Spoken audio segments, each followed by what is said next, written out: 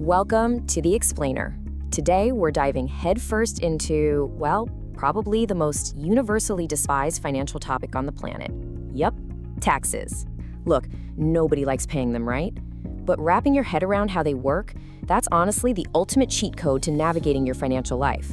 So we're going to unpack exactly what these fees are, the different shapes they take, and most importantly, what the government is actually doing with all of your cash. All right, part one, the vanishing paycheck. So imagine you just had a genuinely brutal month. You've been slaving away at your job, whether that means you were on your feet flipping burgers or just burning your eyes out staring at spreadsheets all day.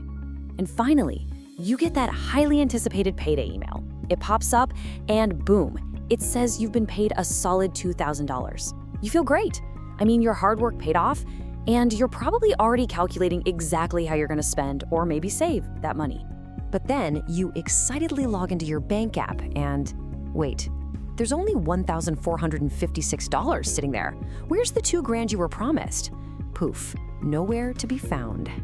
Completely confused, you scroll down your pay stub and you just see this absolute laundry list of deductions. You've got your federal income tax, state tax, Social Security, Medicare, all of them just taking a bite out of your total. Welcome to the modern ritual of handing over a huge chunk of your hard-earned cash to invisible forces who honestly fully expect you to just hand it over and say thank you. It's a super frustrating moment we all share, but it leads us right into our next core concept. Which brings us to part two, the cost of civilization. So what actually are these fees? Why is your paycheck getting held hostage? And why do you even have to pay them unless you want, a strongly worded letter from the IRS and a potential trip to jail? Well, at the most basic level, taxes are simply mandatory payments from people and businesses to the state. The reality here is that governments don't actually sell products or services to make a profit. They don't have a corner store, so they have to collect these mandatory payments as what's often called the necessary cost of civilization. And this brilliantly illustrates exactly what they're funding: public goods. Now, public goods are essentially things that everyone in society uses, but absolutely no one would ever voluntarily pay for out of their own pocket. Think about it for a second. Would you personally write a check to pave the highway you drive on? Yeah, probably not. But we all rely on these things every single day, and that requires a massive collective pool of money. Okay, part three, what are you buying?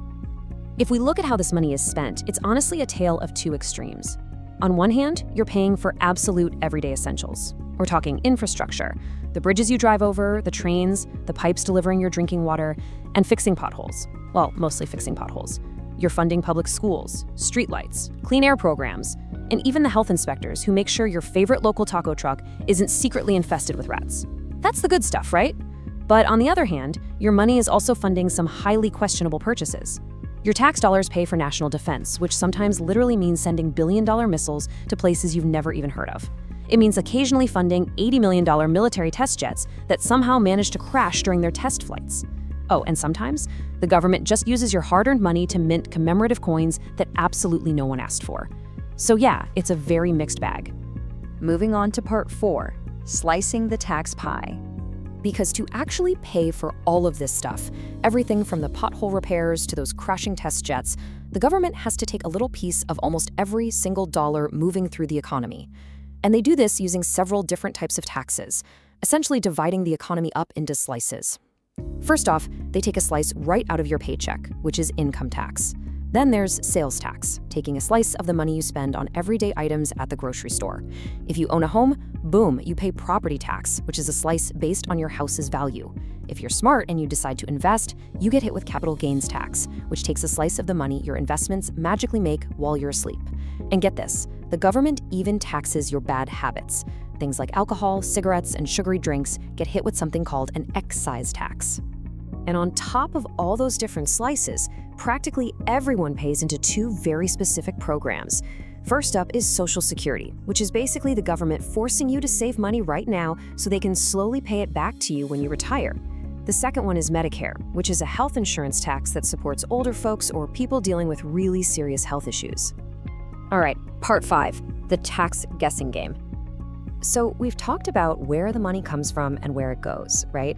But the actual process of handing it over, oh man, it is wild. This perfectly highlights the absolute craziest part of the entire system. It comes down to this one brutal fact. The government already knows exactly how much you owe them. They have your tax forms, they have all the data. But instead of just simply sending you a bill and telling you the total, they make you guess. It's like a high-stakes puzzle. If you guess right, cool, no worries, you go about your life. But if you guess wrong, you are cooked. And because of this bizarre setup, people handle their payments in different ways. Most folks just pay periodically, every few months or once a year. But inevitably, a few people try a different route, just not paying at all. And what happens then? Well, they usually land a starring role in a true crime documentary. Seriously, the government does not mess around when it comes to collecting their funds. Look, I know taxes feel like an incredibly annoying burden, especially when you're forced to play a high-stakes guessing game just to avoid jail time. But there actually is a silver lining to take away from this explainer today. Generally speaking, the data shows that countries with higher tax rates tend to correlate with a higher quality of life all around. So when it's funded and managed correctly, that necessary cost of civilization actually buys a pretty decent civilization for us to live in. Understanding the rules of this game is your very first step to really mastering your money. So here's your homework for today. Pull up your last pay stub. I want you to actually look at the breakdown and see exactly where your money went. Check out those deductions. And once you've done that, I want to leave you with this question to ponder. What is the absolute dumbest thing you think the government spends our tax dollars on? Thanks so much for joining me on this explainer, and I really hope you leave feeling a little more empowered to understand the invisible forces shaping your paycheck.